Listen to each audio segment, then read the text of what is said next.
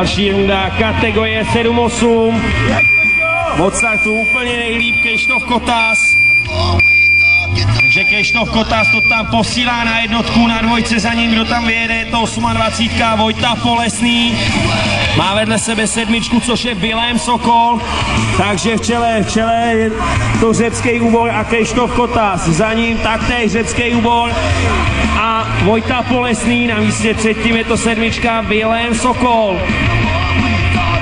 Poslední zatáčka, cílová rovinka. 1 v této jízdě pro Krištofa Kotase. Na místě 2. to bude Vojta Polesný. Na místě 3. Vilém Sokol.